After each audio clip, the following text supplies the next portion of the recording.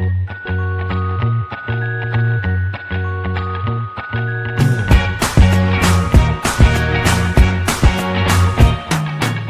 yung makeup ko. Hindi kasi ako masyado nag-makeup. And ito lang yung ginagamit ko. Sobrang basic lang yung makeup ko. Kung ano yung everyday look ko, yun din yung ginagamit ko sa work. Dinagdagan ko lang ng contour. Tsaka nag-red lipstick lang ako nung lumilipat ako. So, Daddy, marunong ako mag-makeup? Hindi. Nakakahawa ka ng mga ganda. Familiar ka sa mga gamit. Yung concealer lang. Concealer na. Wala nang iba. Alam nyo guys, isang taon ko na, nag-resign ako last year, June 2019. Tapos ngayon 2020 na, May 2020. So, ibig sabihin, isang taon na siyang hindi masyado nagagamit. Mag-expired na. Maka-expert. So, try lang natin. Okay, ready ka na? Yeah. Okay. Hindi, ang gagawin ng makeup sa akin, everyday look lang. Everyday look lang, Daddy. Madali lang yan. Is CC cream. Nag-liquid foundation, guys, kasi nalalagkitan ako. Okay. Mukha ko dahil sa mukha. Diretso dito. Huwag masyadong madami. Lahat yung mukha. Eh, ilang beses ka nag-apply sa pile? Isang beses. Taray! Tingnan sabi ko sa nila. Isang beses. Paano Dalawang mo? beses ako nagpasa ng resume. Nagugas ka ba ng kamay? Parang iba yung amoy. Hindi ako sibuyas, di ba? Ilang beses? Yeah! Ilang beses ka nagpasa ng resume? Dalawang beses. Kasi Kasi ako nagpasa ng resume. diretso ko sa HR office. Yung una. PNB ako. Ay, di pangalawa. Sa office. Hindi ko alam. Wait lang, paano mo muna nalaman pala na hiring? Paano nila malalaman kung hiring May yung family pile? friend lang ako na nagtatrabaho dati sa PAL. Na nagsabi sa akin, try mo mag-apply sa PAL, matambad ka naman eh. Pantay ba? Uy, lagyan mo yung leg ko. Dapat pati leg kasi dapat pantay. Sabi mo hindi ka marunong. Bakit parang... Pinantay din. Kinawat ko lang naman. Ayun. Tapos... Kasi yun, sabi niya mag-apply daw ako sa PAL kasi matambad naman daw ako. Hindi niya sinabing gwapo ako pero... Hindi ka masyado kita sa screen. Lapit ka konti. Sige pa, lapit ka pa. Yan. Nagpunta ako sa HR office, sabi ko ng resume. Anong course mo dati? Sabi mo Nurse ako by profession kasi. Pero dating lang ako sa hospital, sobrang daming nurses na. Kaya ako naman, field. first job mo yung ano? Part-time company nurse ako naman sa Slave. Project based lang sa mga nutrition company. Pero yung pinaka-full-time Okay na. talaga. Sa PAL. Ay, okay. Basta siya. Patay mo guys. Ito talaga si cream guys ha. Medyo maputi pero mamaya mag-ano na siya. Mag-blend na siya sa face mo. Kita yan, oh, maliwanag. Next is concealer. Kita. Yung mga ganyan sa eyebags ko. Kaya kalbo ba? Pero dab lang, ganyan lang. Pero dito lang ganyan ako ng eyebags ko. Okay na, nagpasa ka na. Tapos, gano'n ka katagal? Bago tinawagan. Oo. Mga 2 weeks lang ito, tumawagan sila. Nagpa-part-time din pala ako Saan yun dati? Saan? Saan ka pinapunta? Nung interview? HR. Saan kayo naman? Sa PNB makapag. Nasa boss mo? Sa PNB makapag. Dapat tayong mic eh, ibang level mo eh. Doon ako nag-submit ng resume. Hindi ako tumawagan. Nag-makeup na tayo, nakapawisan ka. Nilagyan mo yung under eye ko. Di ba ganyan? Love lang to. Love. Sige, ganyan ko na. Nilagyan mo ba? Nilagyan mo pa dali. O, tapos yun na nga, tinawagan ka na. O, ano So, outfit? nagpaka-interview o kita ko na syempre, formal talaga ako. So, long sleeves ako nun. Nasa boss mo? Long sleeves ako nun. Pati black pants, black shoes.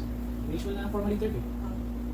Tapos? Tapos, hindi ko expected na around 30 kami dun sa conference room. Tapos, one by one, matayo ka sa harapan. Sasalita ka. Pinakatanong doon, tell something interesting about yourself. So, kanya-kanyang pabibo kayo. Kanya-kanyang... Nasa boss mo? kanya-kanyang English? sabi ko. Oo, English. English guys. Straight English. Hindi, ano, kapit ka pa. Straight English? Straight English yun. O, tapos, yun na, natanggap ka na. Ano sumunod? Sumunod nun, physical exam. Tapos kailangan... Anong height? Ang Sa lalaki kasi, 5'7" ang alam ko kaya nagkaya. Sa babae, minimum of 5'3". Tapos nag-initial interview, medical Ilan ang process? Una, impact interview. impact. Noong time ko to 2011. Impact interview, tapos initial medical exam. Pag may pasa mo ulit yun, final interview na with the executives ng PAL. Tatlo lang. Tapos final medical din. Dalawang beses. Dalawang beses. Dalawang beses pala. O, yun guys. Ang push. Sige. Gusto ka na ako. Okay, next. Blush on. Blush on. No. Pinakarami. Paano ka nag-prepare, Daddy, nung Sa interview? Yung first interview? Anong mga ginawa mo? Anong tips? Parang ang taas, Daddy. Nakahanap tayo, di ba? Ano mga ginawa ko? Kasi, kaya ko tinatanong kasi normally puro babae yung nag-vlog ng ano, ng kung ano yung mga experience nila, tips, pag gusto mo maging cabin crew. Wala akong masyado napapanood na lalaki. So ngayon siya, gusto mo Kasi I learned from my experiences before eh.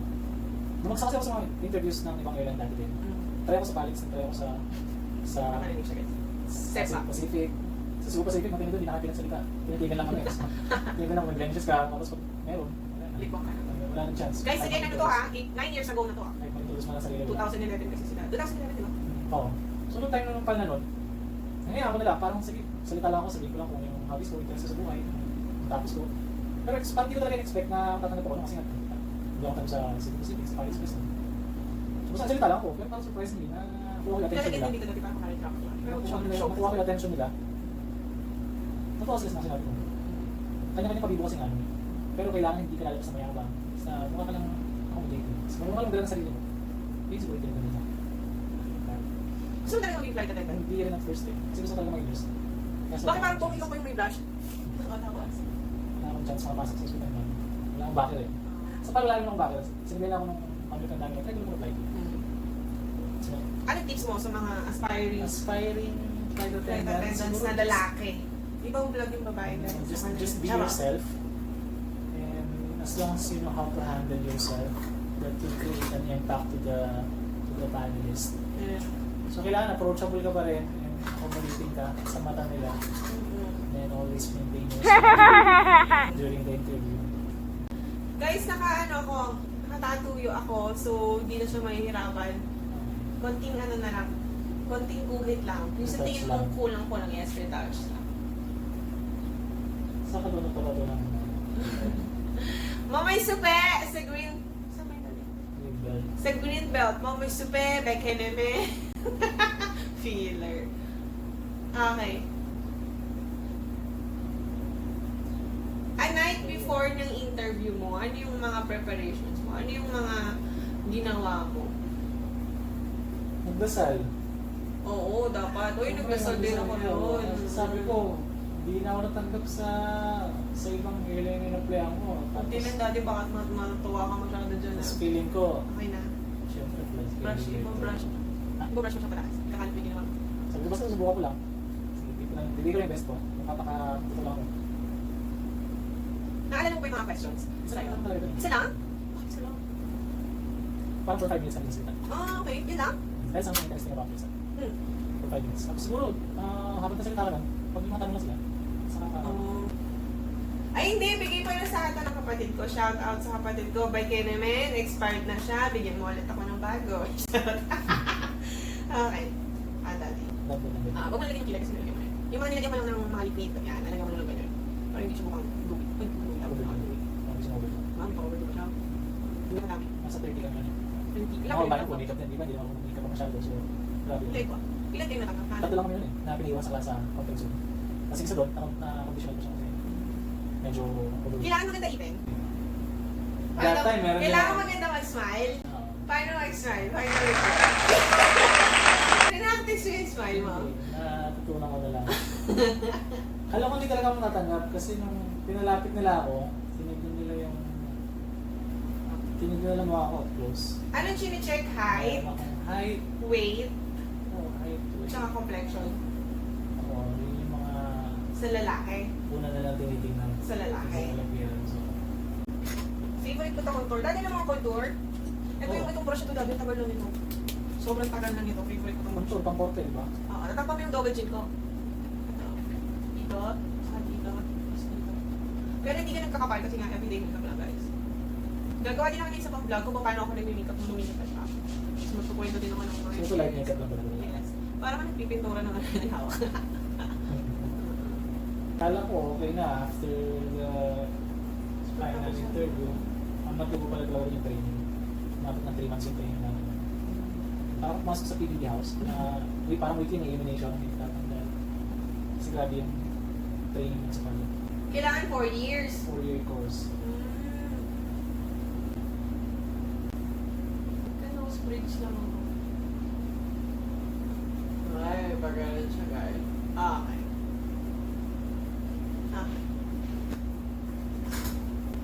Hindi ko pala last, meron pa ako. Highlighter. Nag-highlights ako guys kahit nandito sa bahay. Dito. Tapos dito, Tapos dito. Tapos ginagawa ko din siya kay shadow. Parang medyo... Kakalat pa yan. Enjoy ka? Nung naging cabin crew ka? Oo. So, hindi na kayo masyadong Pak! Galing mo dati oh. Okay. Linis sleep. Ano ba yung tsura na? Ikaw eh, nilagay mo madami. Ah. Ano ka naglalagay? Highlight. I like that. Nag-enjoy siya guys. Tayo tayo dyan. Lipstick to? Saan dapat ko na nasa mababa sa taas? Okay naman. Okay na. Kanti lang kasi everyday. Ngayon ka daliri ka rin. Okay na. Yan! Pak! Pati nga! Wow, yung taray ni Daddy. Ganda ka. Makeup by Rap Rap.